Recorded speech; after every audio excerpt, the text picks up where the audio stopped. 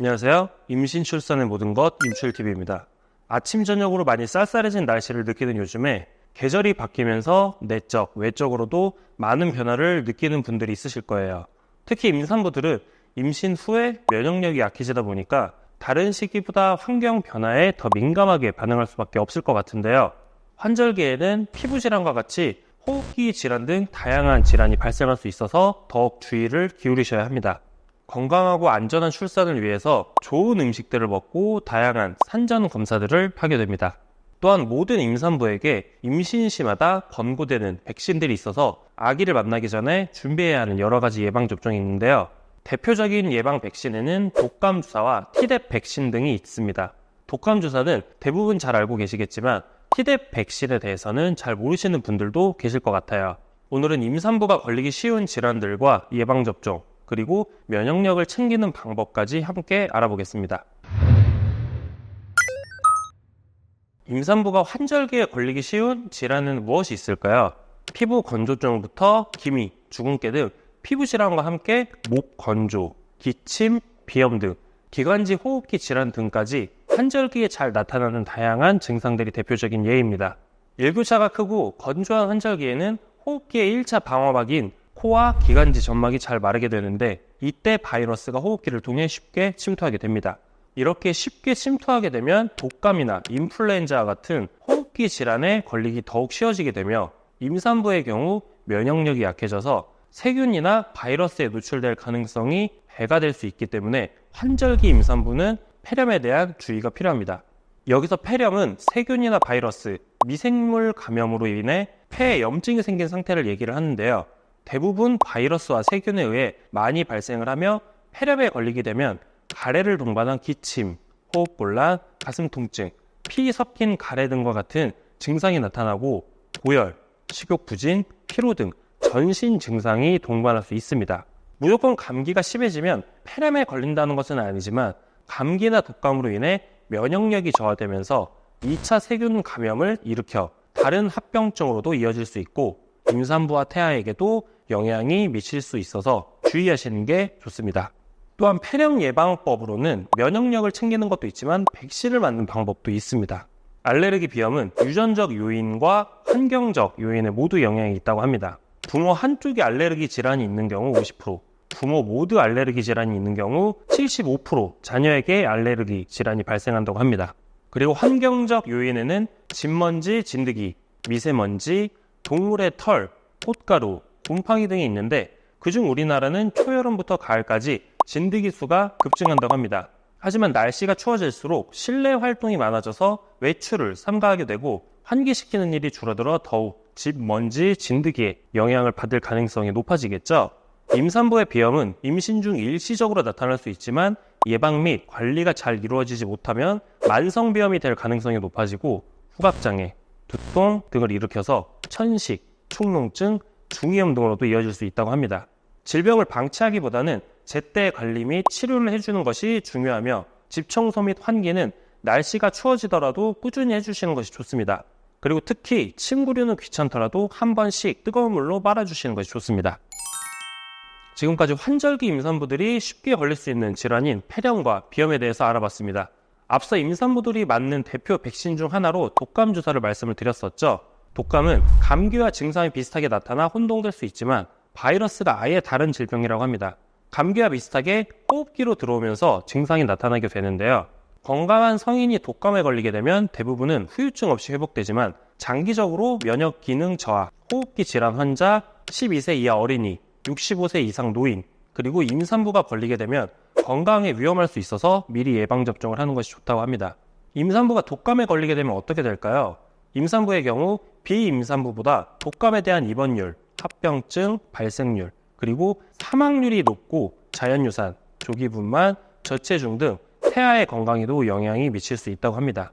또한 독감은 잠복기를 거쳐서 고열, 근육통, 무기력증과 같은 전신 증상이 심하게 발생하는 특징을 가지고 있고 임산부의 독감이 심해지는 경우 폐렴과 같은 합병증으로 이어질 수 있어서 걸리기 전 예방이 무엇보다 중요합니다. 그리고 임산부 독감 주사가 임산부에게도 중요하지만 태아에게도 중요한 이유가 있습니다. 바로 임산부 독감 주사로 아기를 보호해줄 수 있다는 점인데요. 아기는 태어난 후 만 6개월이 될 때까지는 인플루엔자 백신을 맞을 수 없다고 합니다. 임신 중 인플루엔자 백신 접종은 이 시기 아기를 인플루엔자 감염으로부터 보호해주는 역할을 하기도 합니다. 그렇다면 임산부 독감 주사 시기는 언제가 적당할까요? 독감을 일으키는 인플루엔자 바이러스는 11월에서 4월 사이에 유행을 하는데요. 이를 예방하기 위해서는 미리 예방접종을 맞는 것이 중요합니다. 그런데 독감 백신을 맞더라도 바로 항체가 생겨서 면역이 되는 것이 아니기 때문에 적어도 효과가 나타나길 바라는 기간에 1, 2주 전에는 백신을 맞으셔야 효과가 발휘됩니다. 백신을 맞고 1, 2주 후부터는 효과를 발휘하고 4주 후 항체가 최고치에 달해 3에서 6개월간 효과가 지속된다고 합니다. 백신을 너무 일찍 맞을 필요는 없고 백신 효과가 6개월 정도 지속되기 때문에 독감이 유행하기 전 맞으시는 것을 권장하지만 만약 기간을 놓쳐서 늦게 맞더라도 면역력이 약한 분들에게는 도움이 될 수 있으니 꼭 맞으시는 것이 좋습니다. 그리고 질병을 앓고 있으신 분들, 계란 알레르기가 있는 경우 컨디션이 많이 안 좋고 심신이 필요한 상태라면 전문의와 상담 후에 백신을 맞으시는 것이 좋습니다. 국내 인플루엔자 백신의 경우 극소량의 계란 단백질 성분이 포함되므로 계란에 대해 쇼크 증상과 같은 감인 반응을 보일 수 있기 때문입니다. 하지만 병력상 계란을 먹고 심한 과민 반응이 발생한 경우가 아니라면 전문의와 상담 후에 백신을 맞으셔도 괜찮습니다. 이 외에도 백신의 부작용으로 열이 나기도 하는데 맞기 전 이미 열이 있는 경우라면 열이 다 내린 후에 백신을 맞도록 해주시고 백신을 맞고 나서는 충분한 휴식을 취하는 것을 권장하고 있습니다. 임산부는 어린이와 노인들과 함께 인플루엔자 국가예방접종 대상이기 때문에 현재 의료기관에서 무료로 접종을 해주고 있습니다. 독감 예방접종에 대해 알아보시고 출산 전 꼭 미리 맞으시기를 바라겠습니다. 여러분들은 혹시 백일해라는 질환에 대해 들어보신 적이 있으신가요? 백일해도 독감과 비슷하게 임산부의 건강에 위험을 줄 수 있는 질환인데요. 백일해는 gram 음성간 균인에 의한 호흡기 감염 질환으로 100일 동안 지속되는 기침이라는 뜻을 가지고 있습니다. 백일해는 주로 아이들이 많이 걸리는 질환이었으나 요즘에는 성인들까지 전염되는 경우가 많고 지금은 모든 연령대의 사람들이 걸릴 수 있는 질병입니다. 국내에서는 2에서 3년을 주기로 작은 유행이 반복되는 양상을 보이다가 올해에는 감염자가 급격히 증가해 작년보다 60배 이상 급증, 전국적으로 유행하고 있습니다.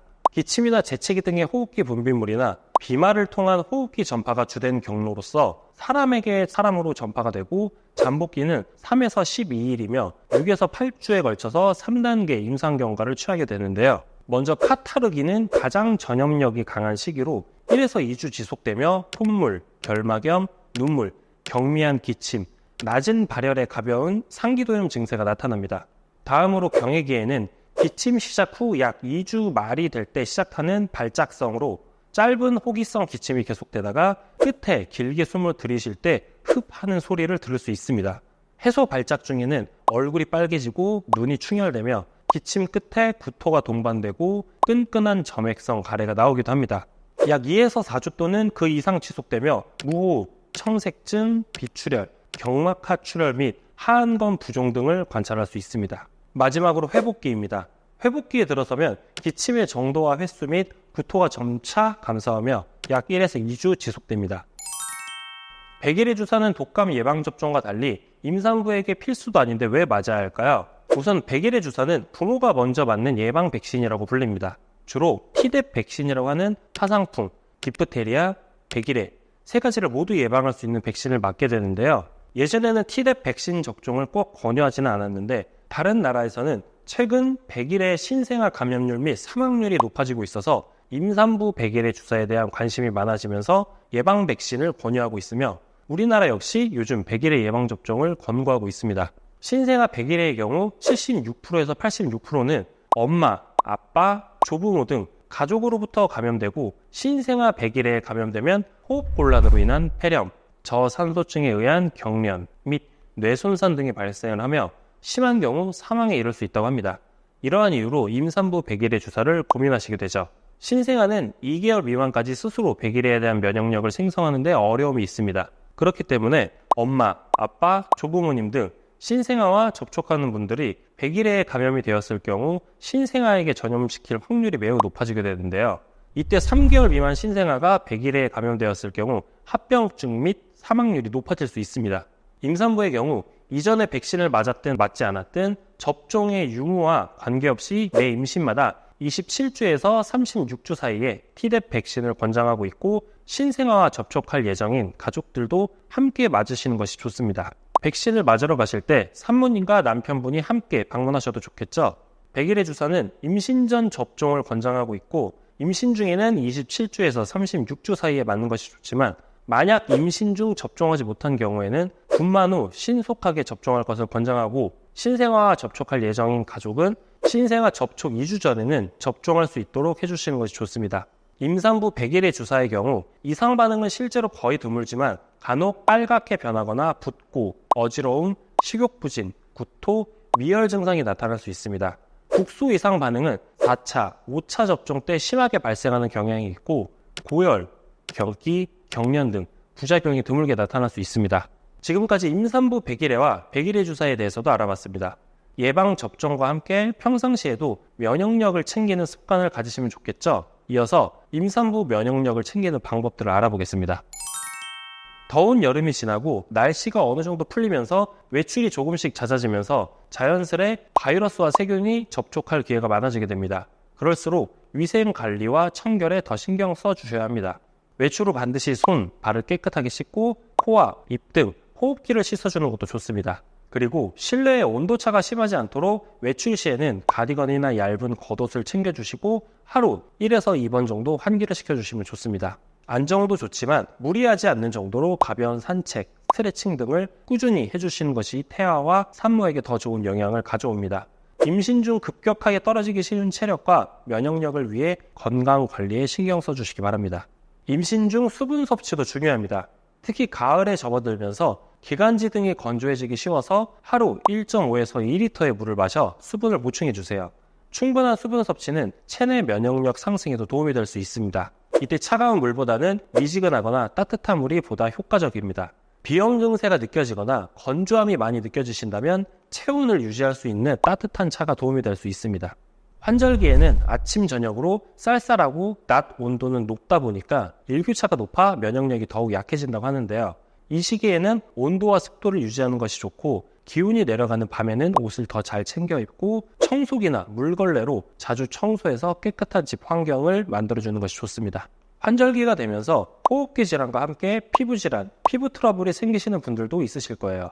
화장품 고를 때 성분이 매우 중요한데요. 사람에 따라 나쁜 성분의 화장품을 사용해 바로 피부가 뒤집어지는 분들도 있으실 텐데 나는 괜찮네 라고 생각했다가 뒤늦게 피부가 뒤집어지는 경우도 종종 있다고 합니다. 임산부가 사용하는 화장품 성분은 태아에게 영향을 줄 수 있고 나쁜 성분은 피부를 더욱 예민하게 만들 수 있기 때문에 주의하셔야 하는데요. 방부제의 일종인 파라벤, 계면활성제, 피지, 알코올 성분, 비타민 A, 레티놀, 포름알데히드 등의 성분은 피해 주시기 바랍니다. 임신 중 화장품을 선택할 때는 성분이 착하고 자극이 적은 순한 화장품 위주로 선택을 해주시고 특히 건조한 가을, 겨울에는 보습 관리가 잘 되는 제품이 좋습니다. 평소에 임산부는 건강에 좋은 습관을 만드는 것과 함께 좋은 음식을 섭취해 주시는 것도 굉장히 중요하죠. 기관지에 좋은 음식으로는 도라지, 무, 감자, 양파, 연근과 콩나물, 마늘 등이 있습니다. 도라지는 기침과 가래 해소에 좋고 무는 폐렴과 천식을 예방해주며 감제는 알레르기 비염에 도움이 됩니다. 양파는 천식 치료에 좋고 연근과 콩나물은 기관지 건강에 좋으며 마늘은 감기를 예방해줍니다. 면역력에 좋은 음식으로는 단호박, 버섯, 사과, 밤, 고등어, 당근 등이 있습니다.